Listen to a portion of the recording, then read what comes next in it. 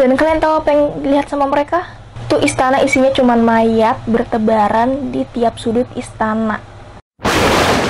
Halo semuanya, welcome back to my channel. Anjir apaan sih? Gak jelas sumpah. Selamat datang di channel aku. Hari ini aku mau ngebahas sesuatu misteri. Nggak misteri sih sebenarnya. Ini cerita masa lampau yang berkaitan dengan serial killer, guys. Nah, jadi di video sebelumnya itu kan aku menceritakan tentang sosok Daria Saltikova yang merupakan saingan dari Elizabeth Bathory. Nah, di sini aku akan menceritakan tentang si Elizabeth ini. Gimanakah kakak zamannya dia dan kenapa dia bisa disandingkan dengan Daria. So, kita langsung aja ke ceritanya. Elizabeth Bathory. So, Elizabeth Bathory ini merupakan seorang bangsawan dari Hungaria yang lahir pada tanggal 7 Agustus 1560. Ia lahir dari pasangan keluarga bangsawan Georges dan Anna Bathory yang merupakan bangsawan terkaya pada masa itu. Keluarga besarnya terdiri dari orang-orang penting di Hungaria, guys. Salah satu sepupu Daria merupakan Perdana Menteri di Hungaria pada masa itu. Bahkan paman dari Daria kemudian menjadi raja dari Polandia.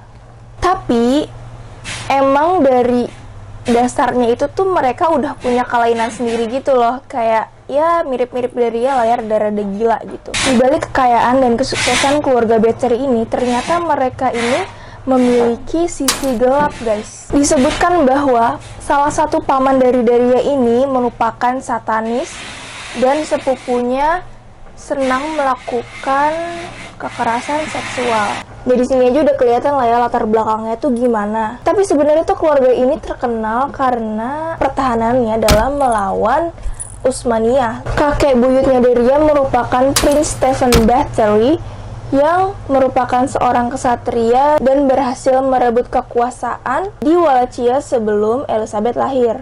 Kakeknya terkenal kayak gini, tapi cucunya malah dikenal sebagai pembunuh berantai. Mantep nggak tuh? Dan dia diingat sebagai Lady of Chastity. Pada tahun 1575, ketika Elizabeth berumur 15 tahun, dia menikah oleh French Nadasdy, di mana usianya itu kira-kira 10 tahun lebih tua darinya. Karena suaminya berasal dari bangsawan yang lebih rendah dari dia, jadi suaminya itu pakai nama si Elizabeth Bathory ini sebagai nama belakangnya. Jadi dia adalah French Bathory. Dan setelah mereka menikah, mereka tinggal di Kastil Ketchy. Ntar bakal gue tulis namanya. Sorry banget kalau penyebutannya salah. Kastil ini milik keluarga Nadasdy yang berada di atas pegunungan, guys. Dari pernikahannya, mereka memiliki 5 orang anak. Tapi sebenarnya si French ini sering banget ninggalin Elizabeth sendirian di kastilnya karena dia ini sering berperang gitu loh, guys. Nah, karena si Elizabeth yang masih muda ini, dia tuh kayak sering merasa kesepian kan. Dia juga sangat mengagumi kecantikannya dia dan akhirnya dia tuh punya banyak banget kekasih gelap, guys. Bahkan dia tuh pernah kabur sama kekasihnya, terus ketahuan sama suaminya, tapi dengan baik hatinya tuh suaminya tuh memaafkan dia, terus ya udah balik lagi lah tuh kan. Nah, padahal sebenarnya si suaminya ini tuh benar-benar perang dengan sungguh-sungguh gitu lah ya, sampai dia tuh dipanggil sebagai Black Hero from Hungaria. Keren banget kan? Tapi balik lagi, karena si Elizabeth ini sering kesepian kan, akhirnya dia mencari laki-laki sebagai pelayannya dia, dan bahkan dia tuh pernah melakukan biseksual kepada bibinya sendiri. Sebenarnya apa sih latar belakang atau siapa yang mempengaruhi dia sampai dia tuh bisa kejam kayak gitu? So, si Elizabeth ini mulai tertarik dengan satanisme yang diajarkan oleh pelayannya sendiri bernama Dorka. Nah, karena Dorka ini, dia tuh mulai menikmati kepuasan seksual dari menyiksa para pelayan-pelayannya, guys. Selain itu, dia dibantu oleh satu orang pelayannya atau susternya dia dan satu orang pria sebagai kekasihnya gitu, guys. Nah, bersama dengan kru-kru satanismenya ini, dia itu mulai melakukan kejahatan-kejahatan yang lebih parah lagi. Bersama mereka, Elizabeth mengubah istana Ketchy menjadi istana teror dan pembunuhan. Dan ia mulai menyakiti para pelayannya dengan cara berbeda-beda. Dia disiksa, diikat, ditelanjangi, bahkan dia menggunakan alat-alat untuk menyakiti para korbannya ini pada bagian-bagian tubuh tertentu. Nah, ini tuh ternyata udah dilakuin dia semenjak suaminya itu mulai pergi-pergi perang gitu loh guys. Apalagi suaminya itu kemudian meninggal pada tahun 1600. Mulai dari tahun suaminya meninggal inilah ia menjadi lebih kejam lagi guys. Pada saat usianya yang ke-40 tahun, dia ini kayak sadar kalau kecantikannya ini mulai turun gitu ya, mungkin keriput lah segala macem kan, karena semakin tua itu kan emang kolagen kita menurun dan segalanya bakalan nggak sekencang waktu muda lah. Nah, tapi karena Elizabeth ini sangat mencintai kecantikannya, jadi dia tuh nggak pengen kecantikannya ini luntur seiring berjalannya usia. Nah, karena dia itu mulai takut akan kecantikan yang hilang, jadi si pelayannya ini menghasut Elizabeth, kalau lo minum darah wanita yang masih muda, lo tuh bakalan awet muda, jadi kayak lo nggak akan tua-tua gitu loh. Nah, si Elizabeth ini tuh percaya guys. Akhirnya waktu itu ada pelayan yang nyisirin rambut dia, dan rambutnya dia tuh ketarik dan ditamparlah tuh si pelayan sama si Elizabeth ini. Kemudian kan kayak ada darah yang nempel nih di tangannya. Gila gak sih? Lo nampar sampai darahnya keluar.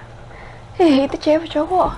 Terus tuh dari darah yang ada di tangannya, dia itu kayak dia jilat, kayak pokoknya dia minum gitulah, dijilat. Dan dari situlah dia kayak ngerasa, oh iya ya, kecantikan gue nggak pudar loh habis minum darah.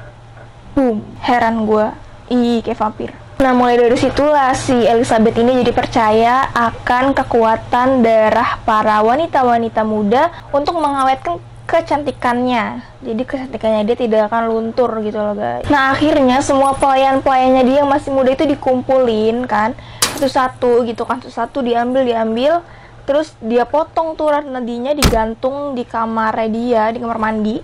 Terus tuh darahnya dikumpulin sampai netes-netes di dalam bathtubnya dia. Terus tuh kalau udah penuh bathtubnya, dia mandi guys pakai tuh darah sampai si pelayan itu mati. Nah, mulai dari situlah dia semakin yakin bahwa ini merupakan rahasia awet muda. Semakin parahnya lagi, dia kayak udah gimana ya namanya tuh, kecanduan lah ya istilahnya. Dia tuh udah kecanduan buat ngelakuin itu setiap harinya kan. Nah, akhirnya ketika tuh pelayan-pelayannya yang masih muda udah pada abis di istananya dia tuh kayak bikin rekrutmen kayak oprek gitulah ya, buat nih wanita-wanita muda yang pengen kerja di kastilnya dia. Ya otomatis kan kalau orang-orang dulu yang desa gitu kan bagus dong, maksudnya dia malah dapat kerja nggak nganggur gitu kan. Ya pasti mereka banyak banget tuh akhirnya yang daftar kan. Setelah daftar ya udah mereka disandra di sana dan dijadikan korbannya dia yang selanjutnya. Yang lebih seremnya lagi tuh, dia kan nyayat-nyayat nih uratnya di korban-korbannya kan. Terus dia tuh sambil kayak dia tuh bisa aja, ini misalnya bak mandinya nih kan, bak mandi. Terus tuh nih kayak ada 1, 2, 3, 4 cewek, terus diginiin urat nandinya dipotong. Terus sambil ngalir dia tuh tiduran gitu di baknya. Ngeliatin tuh orang-orang sengsara, dia mandi tuh di darah-darah mereka. Sumpah lu, merinding sendiri gue. Ini orang sekarat ya kan, darahnya habis gitu kan keluar. Dia nih malah seneng berendam ya kan di darah orang. Dan terkadang dia tuh minumin darah-darah wanita ini dengan dia sebut sebagai inner beauty. Ya Allah, sabar ya Allah. Lama-kelamaan si Elizabeth ini kayak ngerasa, gadis desa tuh kayak udah gak ngaruh lagi gitu di tubuh dia. Dia tuh harus punya darah yang lebih berkualitas. Nah, darah yang lebih berkualitas ini dia pikir adalah darah-darah bangsawan juga, tapi yang lebih rendah derajatnya dari dia. Nah, akhirnya si Elizabeth ini mulai cari wanita-wanita bangsawan yang bisa dia bunuh dan dia minum dan dia mandiin darahnya. Nah, dan ini mulai tambah gila lagi karena dia tuh bukan rekrut lagi tapi dia nyulik guys. Nah, tapi mulai dari sinilah itu jadi bumerang buat dia karena ini kan gadis-gadis bangsawan ya, jadi tuh lebih diperhatikan gitu lah ya istilahnya. Nah, mulai dari sini tuh kayak ada yang sadar kok orang-orang desa beneran pada hilang ya, kok juga bangsawan sekarang udah mulai pada hilang gitu cewek-ceweknya. Nah, karena mereka udah mulai banyak yang hilang, jadi sampai para bangsawan, orang-orang berpengaruh, sampai raja pun sudah mulai memperhatikan kemana hilangnya gadis-gadis ini. Kemudian pada tanggal 30 Desember tahun 1610, tentara-tentara di bawah pasukan Georgi, mereka menyerbu istananya si Elizabeth ini untuk melihat apakah terjadi something di sana. Si Georgi ini ternyata sepupunya si Elizabeth, dan mereka itu ke istananya ketika malam hari. Dan kalian tahu apa yang dilihat sama mereka? Tuh istana isinya cuman mayat bertebaran di tiap sudut istana. Emang kagak bau apa ya? Emang tuh orang kagak serem apa ya? Di istana sendiri tuh istinya kayak gitu loh. Ada mayat seorang gadis yang udah pucat banget. Dia tuh kayak sekarat gitu, dan dia tergeletak aja tuh di atas meja makan.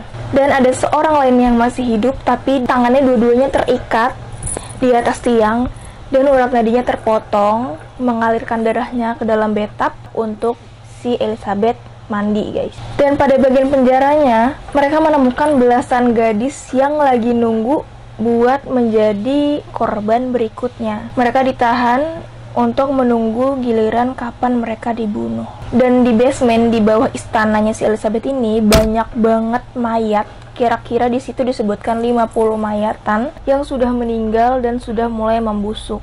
Jadi itu ternyata korban-korbannya itu nggak dikuburkan atau gimana, tapi dia tuh nyimpen di basementnya. Panten aja kan nggak ada yang tahu kemana tuh mayatnya ya kan, karena emang disimpan sendiri gitu di bawah istananya. Tercatat bahwa ada 650 korban yang menghilang pada tahun 1611. Nama-nama tersebut didapatkan dari berbagai laporan banyak pihak. Nah, jadi si Elizabeth ini digugat dengan 650 orang yang meninggal ini, guys, di pengadilan. Itu termasuk dari wanita desa dan wanita bangsawan. Dan ya seperti biasanya lah ya, si Elizabeth ini walaupun udah dilihat ketahuan nih ke gap, dia membunuh banyak banget orang, tapi tuh dia nggak pernah diadilin. Kayak dia tuh nggak pernah datang ke persidangannya. Karena apa? Karena dia itu seorang bangsawan, guys. Dan justru malah 4 pelayannya itu yang memang mereka kan membantu dan menghasut juga, yang didatangkan ke pengadilan dan kemudian dihukum mati. Nah, akhirnya hukuman yang didapatkan oleh si Elizabeth ini, dia dikurung di kastilnya sendiri, tanpa cahaya, tanpa orang-orang di sekitarnya, cuman di kamarnya doang, terus kayak di beton, di tembok gitu, dan cuma dikasih lubang sedikit untuk ngasih makanan ke dia doang. Pokoknya tuh dia dikurung selama sampai dia mati lah gitu.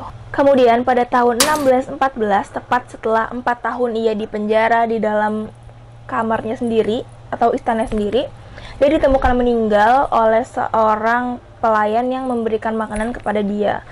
Nah, jadi kata penjaganya itu, dia melihat bahwa makanan yang diberikan itu nggak disentuh seharian, dan akhirnya dia tuh kayak ngintip gitu, kenapa nih orang nggak makan ya kan. Dan kemudian ia ditemukan meninggal oleh seorang pelayannya yang ngasih makan ini, yang melihat si Elizabeth ini kayak dia tuh tengkurap, kayak pokoknya tuh mukanya kayak kena ke ubin gitu, terus dia udah nggak bergerak lagi.